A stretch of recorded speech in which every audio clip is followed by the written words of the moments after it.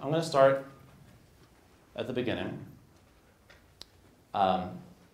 which is what are these pensions and how did we get here? So what are these pensions? Well, a defined benefit pension is a mechanism where upon retirement, the person who retires gets to calculate via a formula annual or monthly benefit that they get until death.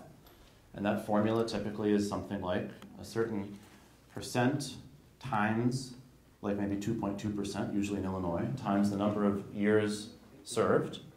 So like if one works for 30 years, at 2.2%, 66%, times the final average salary, whatever that may be. So in that instance, if you work for 30 years and your multiplier is 2.2%, then when you retire, you get roughly 2/3 of your final average salary annually, with typically some sort of cost of living adjustment or other kind of annual increase. So how do you run such a program if you're the employer? Well, you know that when you have an employee, they will one day retire. And during the course of the time between retirement and end of life, you'll be responsible to write a check once a month. So you ought to put some money away to help cover that. So how do you decide how much?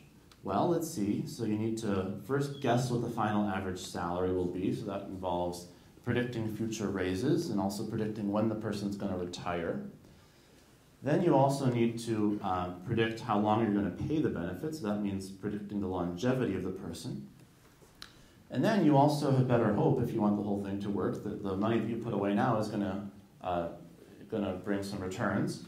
And so you want to also make some assumptions about the investment returns that it'll bring between now and when the person is no longer with us.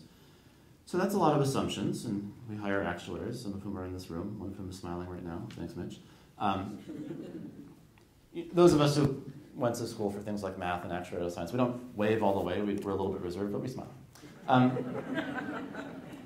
so we have a very complicated set of formulas to determine how much money is supposed to be put away. Well, that's hard because we had to make assumptions about a bunch of different things. Assumptions about future raises, assumptions about age of retirement, assumptions about longevity, and assumptions about investments. And unfortunately, notwithstanding their best efforts, actuaries don't always get these numbers right. And so what we've found in Illinois is that we have two phenomena, both of which have been really devastating. The first of which has been that when the actuaries tell us what number to put into the pension fund, we have often sort of looked at the piece of paper and noticed that the number was very large and then torn it up into little shreds and skipped away merrily, which is not a good way to fund a pension system. We have also found over time that the assumptions made by the actuaries have been proven to be unreliable. So that we have now come to a place where if you look at the 5 pension systems that the state of Illinois is responsible for funding, they are in a debt of something on the order of $85 billion. So what that means, just to be clear, is that based upon the current assumptions being made by the actuaries, in order to fund the benefits that have been accrued already, we would have to have around $85 billion more in those funds than we have. Now that number sounds big, but just in case, maybe you think it's tiny. Maybe you think that we actually have like trillions of dollars in there, and this is just a rounding error. Nope. It turns out that we are around 40% funded for our state funds. So the $85 billion that we're missing is about 1.5 times the 50-some billion that we have. So that's a pretty substantial problem for those state funds. And then the question becomes, what now? The question becomes, how do you pay down that debt? Before I talk about that, let me just quickly give you a little bit of a taxonomy of the different pension funds that exist in the state of Illinois, because there are many and they're complex. I just mentioned there are 5 funds for which the state is responsible for making the employer contribution. Those are, in decreasing order of size, the Teachers' Retirement System, which is for all public school teachers outside of the city of Chicago, the state university retirement system, which is for all employees of our public university and community college systems, the state employees retirement system, which is for state employees, the judges retirement system, which is for judges in the state and county systems, and the General Assembly retirement system, which is for people like me. That one, by the way, if you're interested, is at 21.2% funding. So if anyone should be worried, it's me, I suppose. So there are all these different, these are the 5 different state systems that are responsible for the pressure on the state budget, which is really why the state legislature is focusing on this issue with such urgency.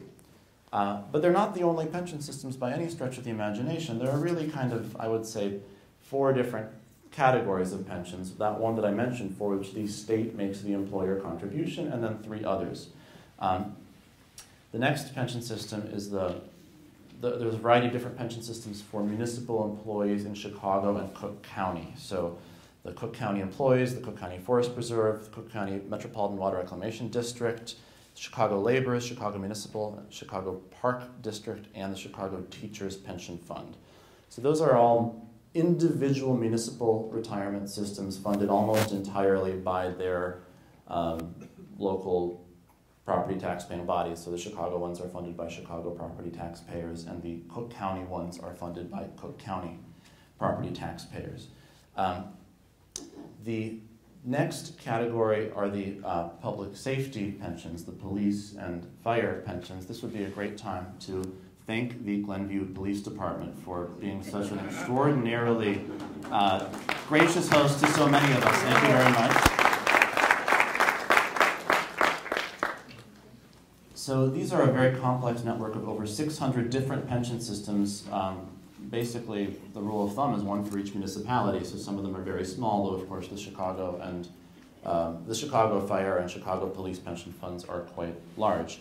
The next and last category is the single fund, the Illinois Municipal Retirement Fund, which is for all municipal employees except for the ones in Chicago and Cook County who I mentioned. So the person who answers the telephone at the Glenview Village Hall, for instance, is in the Illinois Municipal Retirement Fund. So these funds are all different because different people are on the hook to pay them, and their situations historically have been very different.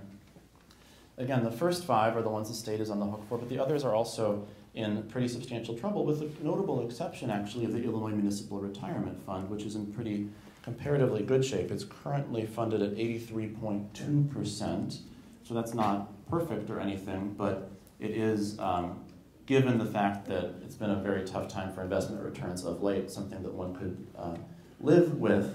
The key difference, as many people in this room will be quick to point out, is that the Illinois Municipal Retirement Fund is funded by local units of government that employ the individuals, and they don't have a choice about whether to make their payments. So when the state government wants to skip a payment to the teacher's retirement system, it just does, and then sort of sheepishly says, I'm sorry. When the village of Glenview wants to skip a payment to the Illinois Municipal Retirement Fund, the state of Illinois garnishes support that it otherwise would be statutorily required to send to local governments. So that's a key lesson, I think, about anything we need to do going forward. If you fund the pension system, it winds up funded. If you don't, it does not.